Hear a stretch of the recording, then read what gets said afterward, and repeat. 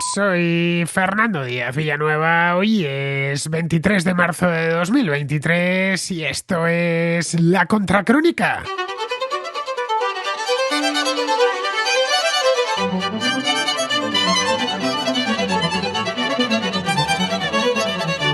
Tal y como estaba previsto, la moción de censura que hace unas semanas el grupo parlamentario de Vox registró en el Congreso de los Diputados ha fracasado. El candidato propuesto por la formación, el economista Ramón Tamames, ha obtenido tan solo 52 votos a favor, es decir, los diputados de Vox y uno del grupo mixto, Pablo Cambronero, que abandonó Ciudadanos hace ya 2 años. El resto del Congreso se ha dividido entre el voto en contra y la abstención, fórmula esta última escogida por el principal partido de la oposición, por el Partido Popular. Que la moción de censura iba a estrellarse en la Cámara no era ninguna sorpresa. Desde que se anunció hace ya meses, se sabía que los números no le alcanzaban a Vox ni sumándose el Partido Popular a la iniciativa. Pero eso no ha sido obstáculo para que durante las 2 sesiones de la moción el hemiciclo haya sido testigo de acusaciones cruzadas, soflamas electoralistas y discursos interminables, como el que Pedro Sánchez o Yolanda Díaz pronunciaron el martes. Vox quería capitalizar el momento político marcado por un profundo desgaste del gobierno. Para ello escogió a un candidato independiente, Ramón Tamames, todo un veterano de 89 años y gran prestigio académico que llevaba más de 3 décadas retirado de la política. Pensaban que ese candidato serviría para atraer al Partido Popular y a Ciudadanos, pero no fue así. El PP tiene su propia agenda y Ciudadanos ya es un partido en liquidación.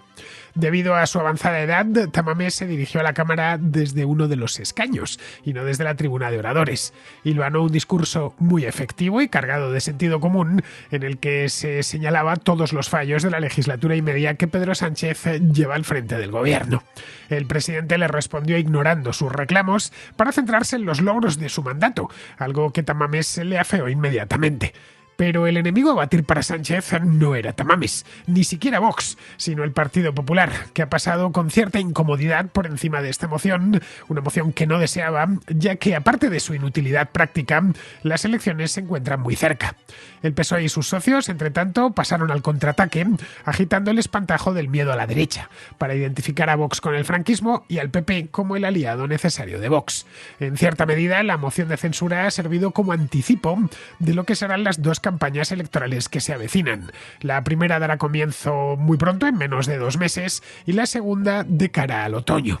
La legislatura está agotada y también el gobierno de coalición, que dio sus primeros pasos en enero de 2020. Según los sondeos, las posibilidades de que la izquierda pierda el poder son muy altas, por lo que la guerra no se circunscribe a la que se está librando entre el PSOE y el PP, sino a la que se ha desatado a la izquierda del PSOE, donde el espacio que ocupaba Podemos se lo disputan ahora varios proyectos políticos con diferentes padrinos. Esto último también se ha podido ver en los 2 días de moción de censura. Pues bien, para tratar este tema más a fondo, un tema que nos ha dejado algunos episodios parlamentarios dignos de ser recordados, visita la contracrónica Rubén Arranz, que ayer firmó un artículo extraordinario en Voz Populi sobre lo que ha dado de sí esta moción de censura. Esperemos que la última de esta legislatura.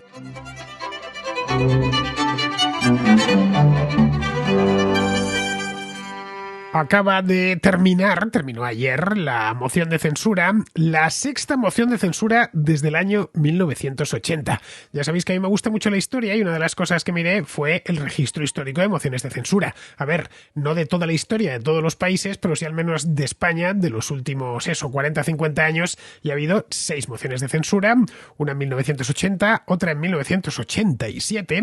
Hubo que esperar a partir de ese momento un montón de años, hasta 2017, que hubo otra capitaneada por Pablo Iglesias, otra más en 2018, que es la que puso a nuestro querido Pedro Sánchez en la Moncloa, otra más en 2020 y otra más en 2023. Así que podemos decir que los últimos 6 años han venido muy cargaditos de mociones de censura.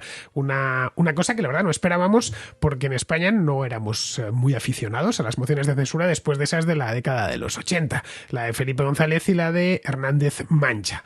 Bien, pues alguien que ha seguido la moción de censura y la ha seguido muy de cerca es mi amigo Rubén Arranz, que se marcó ayer un columnón en Voz Populi, que os enlazo, por supuesto, en la descripción del programa, que la verdad está muy bien, no lo voy a negar, de nada más leerlo. Yo hay días, os lo digo así sinceramente, que me meto lo de Rubén Arranz y ya no me meto nada más en todo el día. Ya está. Yo con esto ya tengo más que suficiente. Ayer me metí unas cuantas cosas más porque era un día muy cargado desde el punto de vista informativo y leí unas cuantas columnas más, pero esta es muy buena. Se titula El piropo de la madre de Abascal y todo lo demás.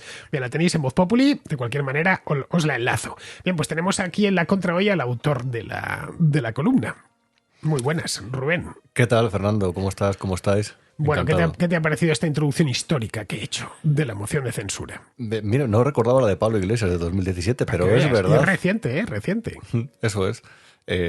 Todas estas mociones últimas, bueno, evidentemente, salvo la de 2018, que fue la que triunfó, pero puede trazarse un paralelismo entre la que presentó Podemos entonces y la actual. Y es el del síndrome del hermano mediano, ¿no? Es decir, en un momento en el que se aproxima una campaña electoral, en un momento político en DEFCON 2, como se puede decir, hay un partido que intenta distinguirse del otro partido conservador presentando una moción para lanzar su discurso. Ahora bien, vamos a ver el efecto que ha generado. A mí en principio me causa cierto estupor porque la política en negativo, la política a la contra, a la defensiva, no creo que sea muy sugestiva para el nuevo electorado. No creo que sea, creo que quizás que contribuye a movilizar más el electorado de los partidos de lo que decía Abascal, de nuestro principal objetivo es echar a Pedro Sánchez de Moncloa. Creo que esta moción puede servir más para eso que para movilizar al electorado conservador. Bueno, Santiago Abascal tiene afición a las mociones de censura. Lleva en las Cortes desde el año 2019 y le ha dado tiempo a convocar dos de ellas. La de 2020, que no sirvió para lo que se pretendía, que era largar a Pedro Sánchez, y la segunda, la de 2023, que tampoco ha servido. Bueno, una moción de censura realmente sirve para dos cosas. La primera y fundamental es conseguir censurar al gobierno en este caso el de Pedro Sánchez, y poner a otro. En el caso de una moción de censura como la de 2020, pues pretendían, porque el candidato era Abascal. Esta vez han innovado y han puesto uno nuevo, que era Ramón Tamames, del que hablaremos ahora. Esa es una de las funciones. La otra puede ser desgastar al gobierno. Que durante un par de días se hable de todo lo mal que lo está haciendo el gobierno y de cómo la nueva formación política lo haría mucho mejor. Si lo que pretendes es lo primero, tienes que tener asegurada una mayoría, que es lo que hizo Pedro Sánchez en 2018 y lo que no supo hacer Pablo Iglesias en 2017, un año antes. Si es lo segundo, ya la mayoría no es tan importante, pero sí al menos tienes que tener claro que los argumentos que vas a poner encima de la mesa van a ser tan potentes que el gobierno va a salir desgastado. Yo no lo sé, no sé tú, pero yo creo que el gobierno no ha salido especialmente desgastado de esta, por lo que he podido leer en los medios que le son afines. Exacto. Vamos a ver, podemos empezar desde el inicio de la moción. El martes 9 de la mañana sube a la tribuna Santiago Abascal, y lo que se espera de un partido que presenta una moción, aunque el portavoz no sea el candidato, es que diga: nosotros tenemos este proyecto para España, ocurre esto en España y tenemos un proyecto, y nosotros queremos mejorar tal, como les va a exponer nuestro candidato, el que va a hablar después de mí. Pero fue un discurso a la contra, fue un discurso a la defensiva. Entre las primeras palabras hizo una referencia a las fiestas de smoking de la gente del cine. ¿Qué representa eso para un español que va a la compra y encuentra todo cada vez más caro, o está preocupado por la factura del gas que le vaya a venir? Es decir, vamos a empezar por ahí, señor Cuando español. Además, lo que más nos escandaliza de las fiestas del cine no son los smokings, que está muy bien ir en smoking una entrega de los Goya, sino los atuendos que elige Casanova, el actor Además, que se convierte en el protagonista de la gala siempre. Y las películas. Además, luego ves los datos de recaudación y quizás te sientas respaldado por la opinión mayoritaria, que son la que no pisa las salas para determinadas películas premiadas. Pero bueno, eso es una opinión personal, reconozco. El discurso de Abascal fue a la contra. No puedes empezar una moción de censura pronunciando adjetivos como degenerados. Es decir, hoy vamos a empezar un cambio para esto. Es decir, la actual situación es negativa por algo, nosotros vamos a proponer el resto. Y a partir de ahí sacas a un candidato, y el candidato que te exponga un programa. Yo no puedo censurar mucho el discurso de Tamames. Ahora bien, la propia figura, no habla de un futuro en el que tengan que confiar los españoles. Y más cuando se anuncia que no sería presidente, sino que simplemente lo que haría es convocar elecciones al día siguiente. Bueno, Pedro Sánchez también prometió convocar elecciones en 2018 y tardamos en tener elecciones, pues esto fue a finales de mayo, pues hasta abril, un año, casi un año. Eso es porque cierto. las elecciones fueron el 28 de abril, tardamos 11 meses en tener elecciones, que muchas veces llegan con la idea de convocar, luego le agarran gusto a la moqueta y a lo cómodo que se está en Moncloa y dicen, pues casi esto podría esperar un poquillo, ¿no? De cualquier manera, este año no es 2018, tampoco 2017, tampoco 2020, es que este año hay elecciones de verdad, no hace falta adelantarlas mucho. Tenemos unas elecciones municipales y regionales en el 28 de mayo, es decir, dentro de 2 meses, y otras más en otoño. No sabemos cuándo, pero podrían ser en septiembre. Si las cosas se le dan muy mal a Pedro Sánchez, a finales de septiembre podríamos estar de elecciones generales. Exacto. De hecho, a mí me cuesta cada día que pasa a pensar, y ayer lo reflexionaba cuando veía las caras de Yone Belarra y Irene Montero de aburridas, de hastiadas, escuchando a Yolanda Díaz cuando les enfocaba la cámara, que hay un punto sádico en el realizador que era maravilloso eso.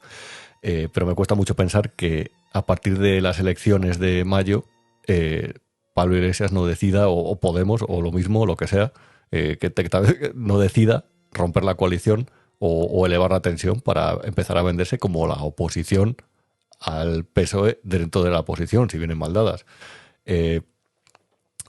No lo sé, Fernando, la verdad.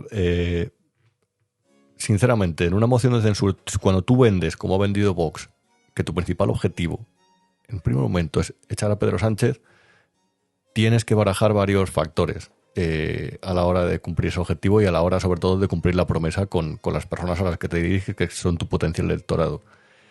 Y hay cosas ayer que chirriaban. Primero, sabes que vas a presentar una moción de censura sin que el presidente del principal partido de la oposición, que es el Partido Popular, pueda tener la oportunidad de hablar en la moción, sin tener su apoyo, sin tener otro apoyo, sin tener ni siquiera el apoyo de Ciudadanos, sin tener una mayoría. Y sobre todo, presentando un candidato, bueno, más allá de lo de la derechita cobarde, y presentas a alguien que ha sido del Partido Comunista. Es decir, bueno, más allá de esas pequeñas distorsiones en el discurso, que entiendo que la gente que se creyó esos conceptos propagandísticos se puede llegar a creer, también le puede llegar a afectar eso, o no lo sé. Pero luego no ofreces un proyecto. Es decir, reitero, la primera intervención para mí marca, o sea, no se ha hablado mucho, la primera intervención de Abascal marca lo demás.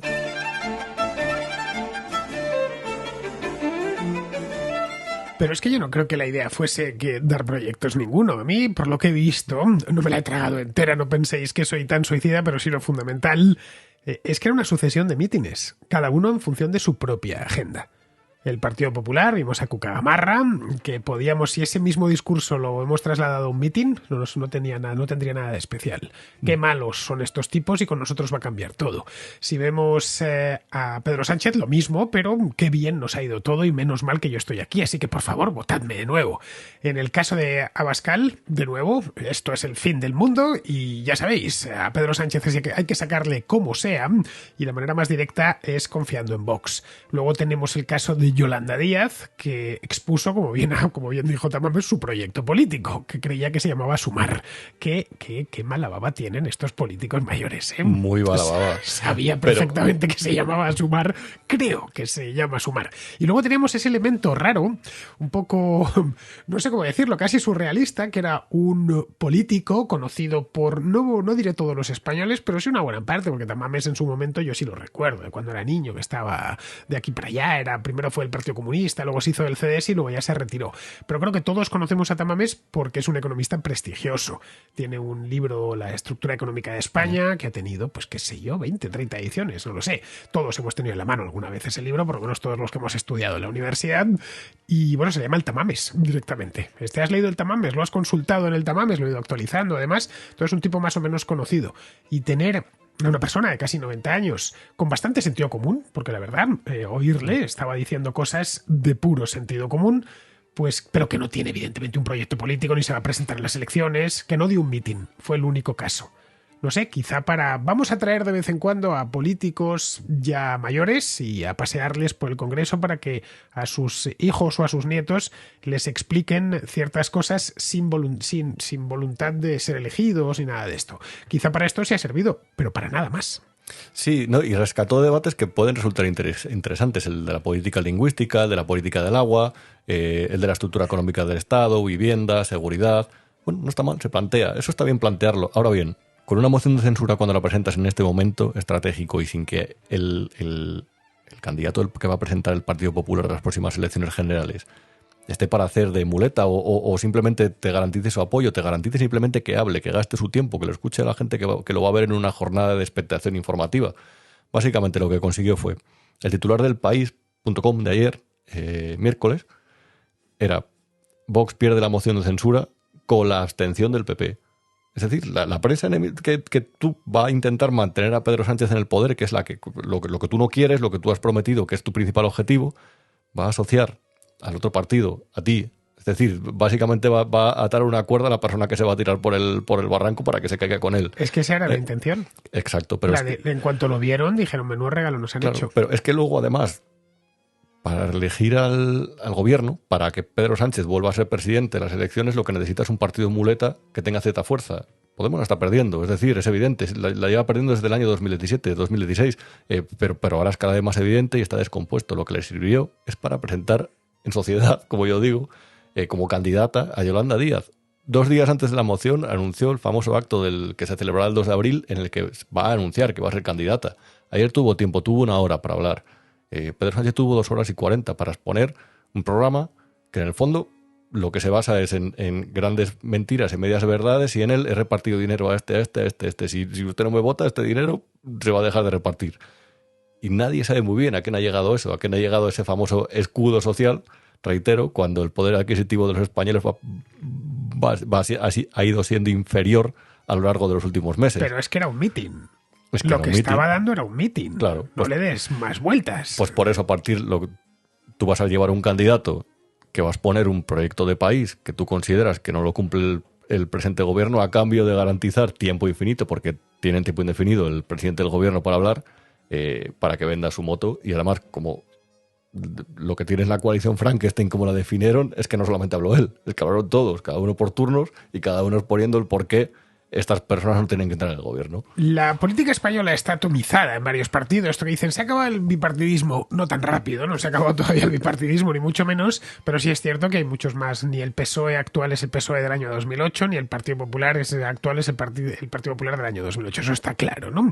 Siguen teniendo fuerza y siguen siendo los dos principales partidos, pero hay un montón más de partidos en el Congreso. Partidos con fuerza, estoy hablando, tipo Vox, tipo Podemos, que tienen, que necesitan formar coalición con los otros dos para poder formar gobierno. Ahora mismo hablamos ya de política de bloques. Está el bloque de la izquierda y el bloque de la derecha. Cuando haya elecciones, cuando sean en septiembre, en octubre o en noviembre, pues la gente dirá, voy a votar a este con la idea de que, a Vox, por ejemplo, con la idea de que pacte con el PP y gobierne. No voy a votar a Yolanda Díaz con la idea de que pacte con el PSOE y gobierne. Voy a votar al PSOE con la idea de que pacte con Yolanda Díaz y gobierne. No hay más. Estamos, como en otros muchos países, con coaliciones ya preanunciadas. Algo que no se tenía en cuenta hasta 2019, pero en ese momento Pedro Sánchez abre la botella y dice, a partir de ahora, como el espacio de Podemos y Vox no se van a esfumar rápidamente, necesitamos formar gobiernos de coalición. Bien, lo que ha quedado claro, por lo menos lo que me ha parecido a mí, yo me informo por todos los periódicos, tanto periódicos que son de derecha, como de izquierda, como de centro reformista. Más o menos he hecho un vistazo a toda la prensa, lo leo todo, de primeras no me creo nada, pero bueno, leo columnistas un poco de lo que es la cosecha nacional, pues los que están en abierto, los del Mundo no porque lo pago, y ahí sí que los leo casi todos, y lo que he visto es que ha salido fortalecido el bloque de izquierdas, porque ha salido en sintonía, mientras que el de derecha se veía la gresca. Claro, yo no sé si alguna vez has hecho boxeo, Fernando. Yo nunca he hecho boxeo ni nunca me he pegado con nadie. Yo nunca me he pegado con nadie. Ahora bien, yo siempre he pensado algo. Es decir, cuando tú, digamos, estás intentando vencer en un combate, vamos a poner el combate político, la arena política, como dicen los columnistas más cursis que leemos.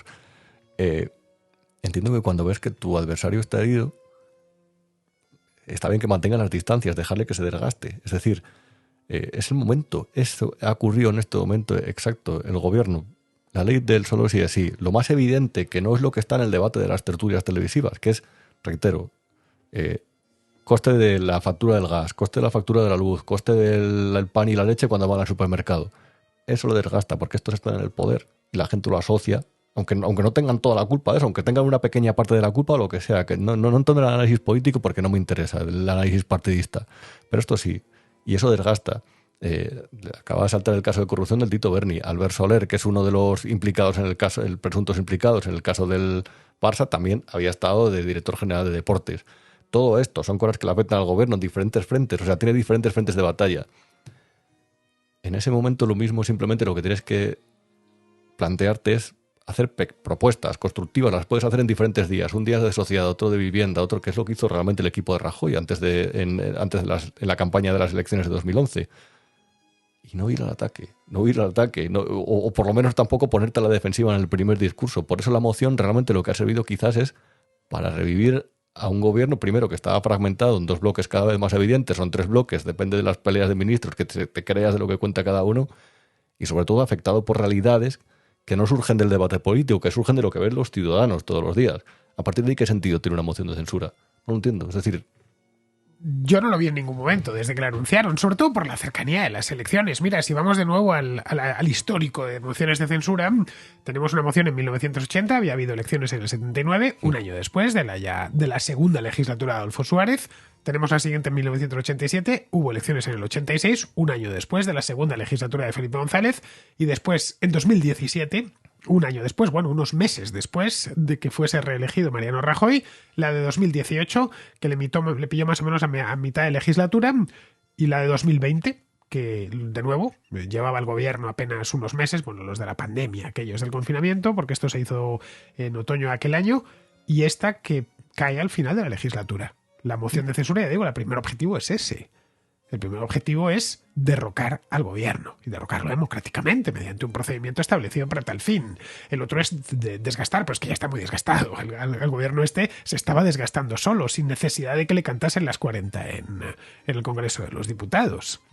Yo no veía sentido, además así lo hice ver en alguna ocasión que me preguntaban en los directos, algún corto que he hecho, y bueno, me entraban los militantes y los más activistas de Vox a insultarme y a decirme: no tienes ni idea, esto vas a ver, va a ser tremendo. No va a cumplir ninguno de los dos objetivos. El primero estaba claro que no, pero es que el segundo, el del desgaste, leyendo la prensa de los que votan al PSOE y de los que votan a Podemos, o a como se llame lo de Yolanda Díaz, ha resultado al contrario, les ha dado un balón de oxígeno.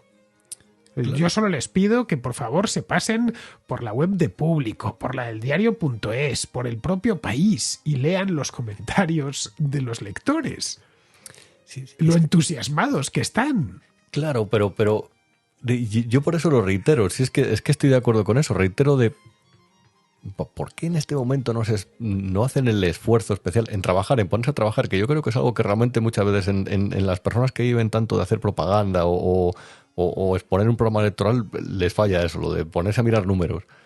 Y explican, por ejemplo, los paralelismos de cómo ha fallado el intento de control de precios que hubo a través de la reducción del IVA, que no ha provocado que disminuyeran. El Banco de España dijo ayer, miércoles, que los precios iban a seguir subiendo, iban a seguir aumentando. La excepción ibérica dice: vale, correcto, te reconozco que la excepción ibérica ha hecho que suba menos el precio de la energía que en otros países europeos. Ahora bien, mira, yo que soy de un partido de oposición me voy a recorrer gasolineras, hacer una media de 20 gasolineras. Te voy a mostrar que no pagas menos por la gasolina. La excepción ibérica, por lo tanto, es algo que no ha redundado en el beneficio de los ciudadanos. Es decir, creo que en los momentos de incertidumbre, quizá lo que venda más es la promesa de una mejor gestión. No una promesa de liderazgo, de una promesa iba a decir patriótica, pero es más bien patriotera, o una promesa de buscar un estadista. ¿Un estadista para qué? Es decir, vamos a vender buena gestión, una promesa de que hay problemas de los ciudadanos que hemos detectado y que no solamente los detectamos y hacemos el diagnóstico, no solamente tenemos, digamos, una visión de los acontecimientos, sino que también le vamos a pedir una receta. Así es decir, usted esa propuesta de Escrivá de quitarle del 1% al 6% del sueldo hasta 2045 nos parece completamente atroz. Vamos a ir a Bruselas cuando gobernemos y vamos a decir: oiga, esto no va a ser así. No puede ser que la clase activa vaya a tener más cargas para que la clase pasiva no digamos que siga cobrando, no mantenga el poder adquisitivo cuando es pensionista. No, esas yo creo que son las cosas que le van a impactar más en la gente. Y de hecho es curioso porque Pedro Sánchez lo sabe. Por eso ayer habló de su programa social, de su programa, habló de los 250 euros que les dan a los jóvenes, que dicen, es que es hasta ofensivo decir algo así en, en una moción de censura cuando realmente son políticas de gasto indiscriminado. Pero él sabe a quién se dirige y él sabe precisamente que vendiendo eso, vendiendo una pequeña solución a un gran problema, va a impactar en una parte de su electorado. ¿Lo hizo el otro bloque? Pues yo creo que no. No lo hizo porque confunden la política con el activismo desaforado, especialmente en las redes sociales, y es una lástima. A ver, las cosas no están bien, y eso yo creo que no solo en España, sino en otras partes de Europa. La inflación está muy alta, mucho más de lo que yo creo que todos los que ahora mismo, no iba a decir todos los que estamos vivos, porque mi padre la vio mucho más alta, pero sí la mayor parte de los españoles no hemos conocido nunca la inflación al 10%. Esa es la verdad. Y lo notamos, y estamos percibiendo que, bueno, pues que no nos llega directamente. Hay infinidad de problemas que están a la vista, que si la guerra en Ucrania, que si el enrarecimiento de las relaciones sociales por la fractura política y la polarización, en fin, cosas que no están bien, hay mucho pesimismo. No tiene nada de malo denunciar el problema y ofrecer una solución. Sé que os están saqueando con los impuestos. Nosotros, primero decirlo, esto es lo que están haciendo estos señores, nosotros vamos a acabar con esto. Y no solo no vamos a subirlos, sino vamos a bajarlos. Y vamos a bajarlos aquí, aquí, aquí y aquí. La ley del solo sí es sí, la vamos a abolir la primera semana de gobierno. No vamos a esperar ni a la segunda. La ley trans, que tanto les ha disgustado, 3/4 partes de lo mismo. Y así se podía seguir. Y además se va a desbloquear la justicia definitivamente y vamos a poner en marcha nuestro plan de que sean los jueces los que elijan a tal un programa en positivo. Eso a mucho votante de centro derecha que está descontento, el descontento ya lo tiene, el enfado ya lo tiene. El otro día lo que estuvimos viendo, vamos, tanto el martes como el miércoles, eran discursos concebidos a enfadar más todavía a la base electoral, que ya está muy enfadada, caray. Que aparte de estar, y tiene mil motivos para estarlo, pero aparte de estar enfadada, necesita que le diga sí, que está mal, pero va a dejar de estarlo. Vamos a hacer lo posible para que no lo esté. Vamos a tratar además de algo que tú alguna vez me has matizado y lo has hecho con toda la razón. Vamos a pensar que a la persona a la que nos dirigimos no es tonta. Es decir, que es inteligente y sabe más o menos manejar los mensajes más simples que recibe, incluso hasta los complejos. Qué buena oportunidad hubiera sido, por ejemplo, en vez de una moción de censura que no sirve decir, salir y decir, no os preocupéis, vamos a dar todas las facilidades para los trabajadores autónomos. Pero así, o sea, no hace falta exponerlo más y a partir de ahí explicar un poco el concepto. Es decir, no se preocupe usted, pero cuando se quede en paro a los 50 años va a tener menos dificultades para reconvertirse, para ganarse la vida, porque hasta los primeros 100.000 euros no va a pagar impuestos o va a tener muchas facilidades para dar de alta una empresa por la mañana y darla de baja el día siguiente por la tarde. Y vamos a empezar a ser amigables, a ofrecer buenas condiciones a las personas que tengan iniciativa. Porque que sepa usted que las ciudades son prósperas, las regiones son prósperas, gracias a que hay personas con iniciativa, que en el fondo incluso, fíjese, hasta los trabajadores autónomos a veces hacen cooperativas y se juntan entre ellos para crear, digamos, sinergias entre ellos.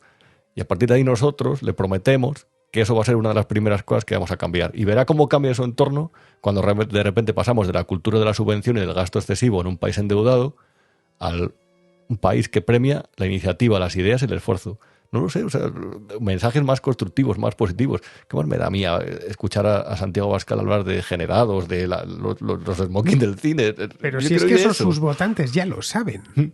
No hace falta que les caliente más de lo que ya están. Nada más. Me recuerda un poco a cuando Pablo Iglesias en sus buenos tiempos, bueno, la moción de censura de 2017, que todo era malo, no sé si la recuerdas, ¿no? A Rajoy le hizo un traje, ¿no? Que todo era corrupción, todo era tal, todo era cual, ¿no? Pero no terminaba de atinar a presentar su programa, probablemente porque el programa era muy desquiciado, ¿no? Hay que destruir a Rajoy y al Partido Popular como sea.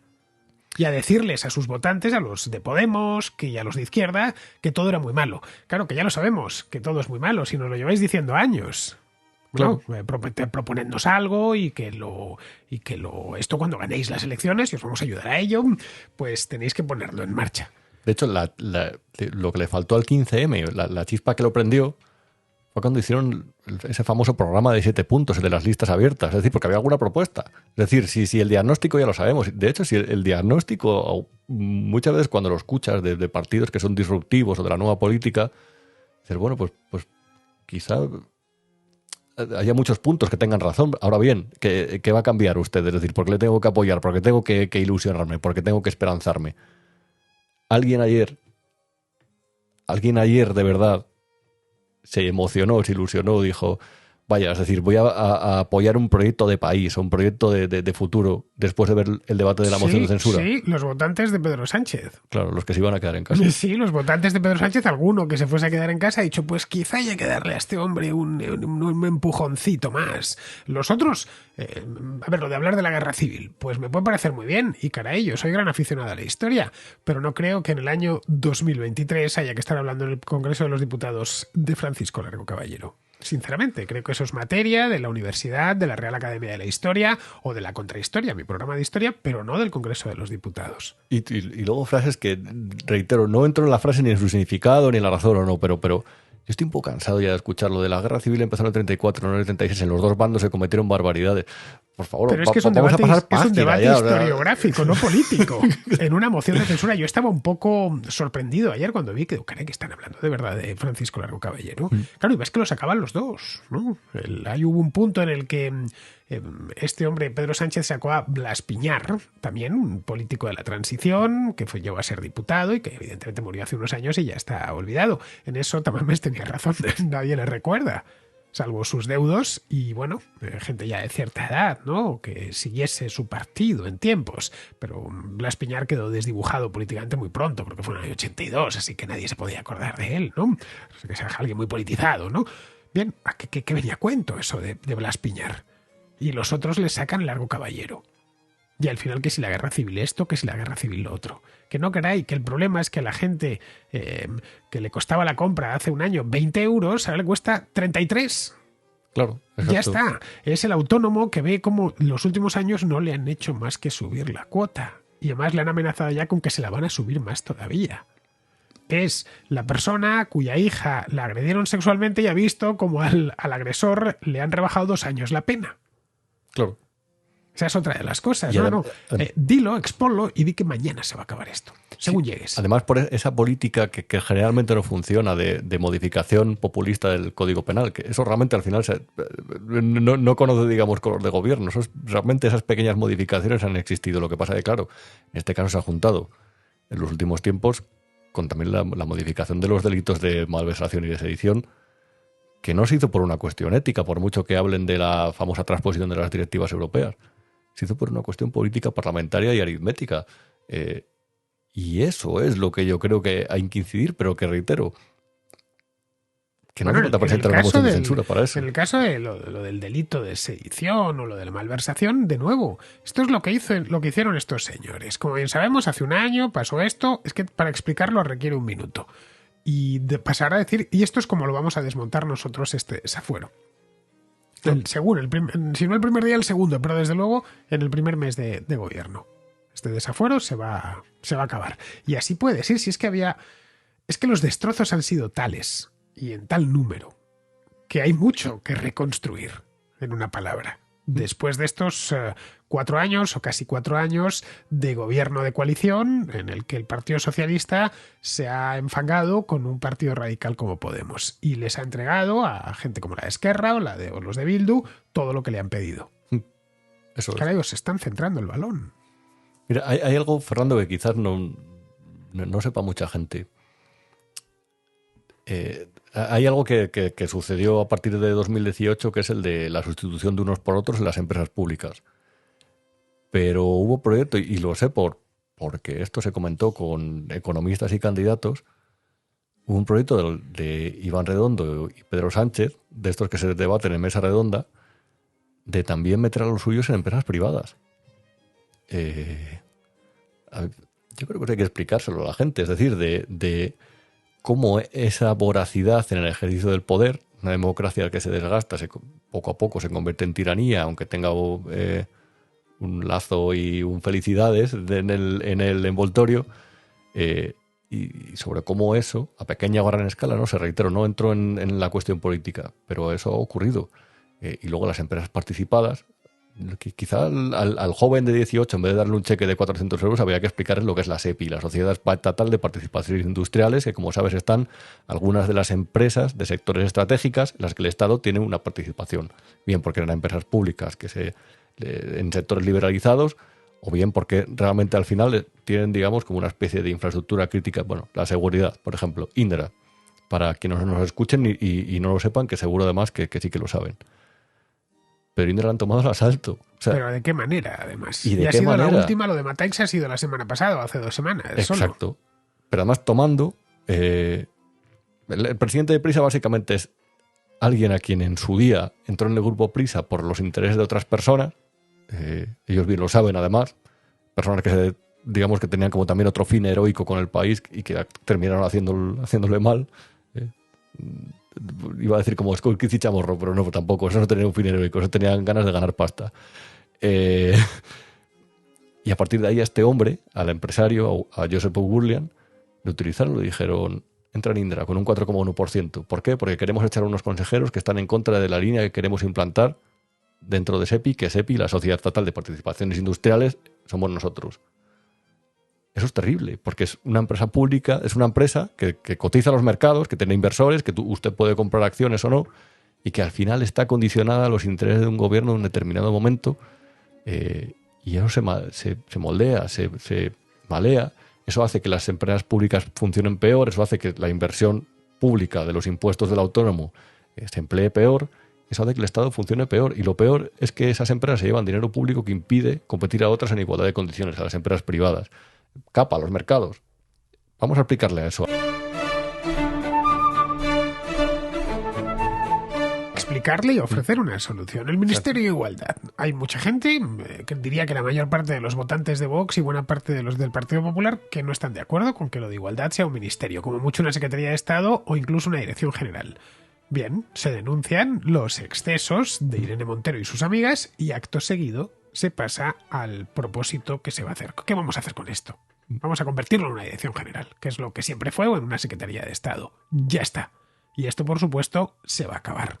Y se han gastado tanto y cuánto, y han hecho esto, y han dividido a la gente, y ahora están hablando de cómo mantener relaciones sexuales con no sé qué. En fin, ya sabes, la deriva enloquecida que han tenido en su última etapa, ¿no? Tanto Irene Montero como su querida Ángela Rodríguez Pam, que yo no sé, ya deben de tener a alguien inventándose cosas para sorprendernos y darnos que hablar. ¿De dónde salió esa señora? ¿De dónde salió esa señora? O sea, es increíble. Acapara titulares. ¿De dónde está? ¿Dónde salió esta mujer? Pam sale de Pontevedra, porque creo que es de allí. Sí, ha salido de Pontevedra. Vamos, una activista del 15M, según tengo entendido, que luego pues pasó a Podemos y de ahí primero en Galicia y luego ya llegó a Madrid. Pero vamos, que lo que tenemos ahí es, de nuevo, un punto que yo creo que tanto los votantes del PP como los de Vox, incluso los de Ciudadanos, pues están en desacuerdo. Decidnos qué vais a hacer con eso, si ya sabemos que es malo. Ellos ya lo saben, el votante ya lo sabe. ¿Qué vais a hacer? Exactamente qué vais a hacer? Eliminarlo, pero ¿en qué lo vais a convertir? ¿En qué se va a quedar convertido? Y así como con esto, con muchas más cosas. De hecho, hubo un discurso breve de 4 minutos 39 segundos de Inés Arrimadas, que está ya de... no está de arrimada, está de retirada. Ya, ya se está consumiendo sus últimos meses como diputada. Creo yo que lo mismo a lo mejor encuentra cómodo, quién sabe. No lo sabemos. Puede pasar de todo. Los extraños compañeros de cama de la política. Podría suceder. Pero bueno, que está ya de retirada. Un discurso muy bueno de 4 minutos, 39 segundos. Lo tengo subido en la Contra en Directo. Lo tenéis en el canal de la Contra en Directo. Se titula 4 minutos de arrimada, que está muy bien. Pero es que le bastaron 4 minutos para denunciar todas las tropelías. A partir de ahí empieza a construir. Porque la parte destructiva ya se conoce. Es que estamos hablando de un gobierno que está con la lengua fuera, exangüe, al final de la legislatura. Eso es. Y ya que vas a hacer, básicamente es una moción de censura electoral, porque lo estás haciendo como anticipo de los mítines, bueno, pues ya vas fijando una serie de líneas. Claro, hubiera sido... Se me estaba ocurriendo mientras te estaba escuchando de una buena primera intervención para Santiago Abascal.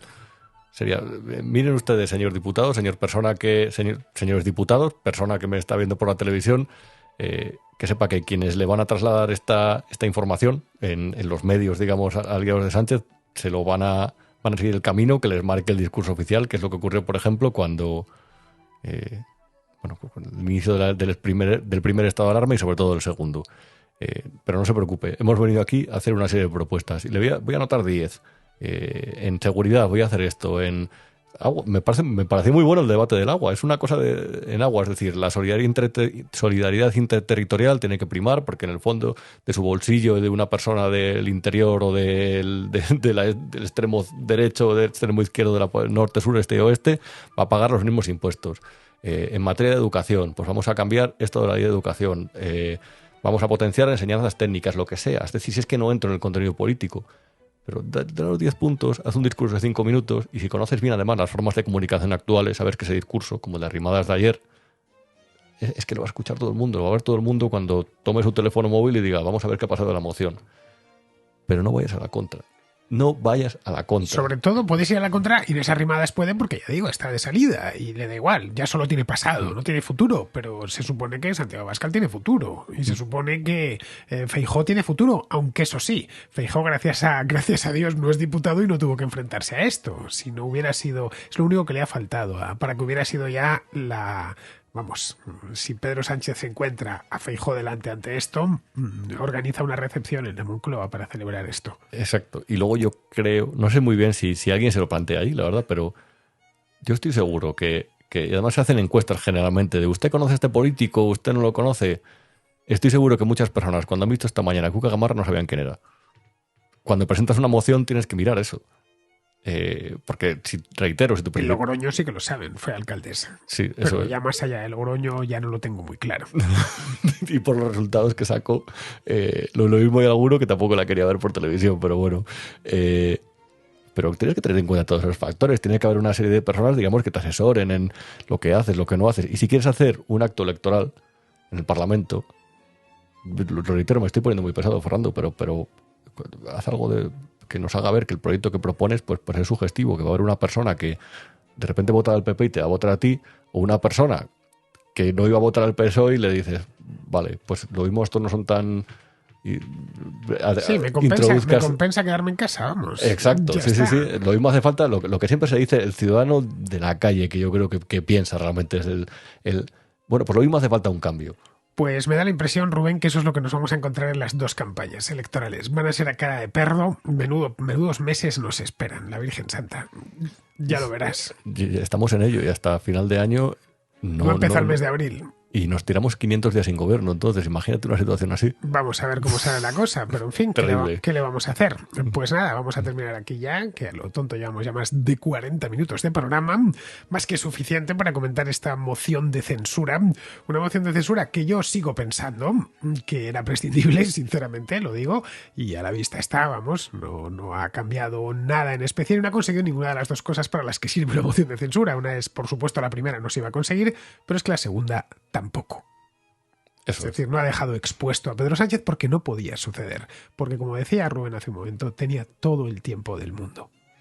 Había que limitarse a ver desfilar las portadas o las informaciones sobre el Tito Berni, sobre la ley del solo sí es sí, sobre todo lo que no han sabido arreglar, que han estropeado, que les ha afectado, que les salpica. Ya está. En fin, ¿qué le vamos a hacer? Bueno, queridos, pues aquí vamos a terminar. Agradecemos antes, por supuesto, a Rubén que nos haya acompañado hoy. Muchas gracias, Rubén, en mi nombre y en el de todos los contraescuchas. Pues muchas gracias a ti y a todos los contraescuchas. Un placer. Nosotros nos vamos ahora con Pizarro, que nos habla de otra moción de censura, no en España, pero no muy lejos de aquí, en Francia, la que tuvo que pasar pues esta misma semana Emmanuel Macron, y Emmanuel Macron en este caso sí que la ganó.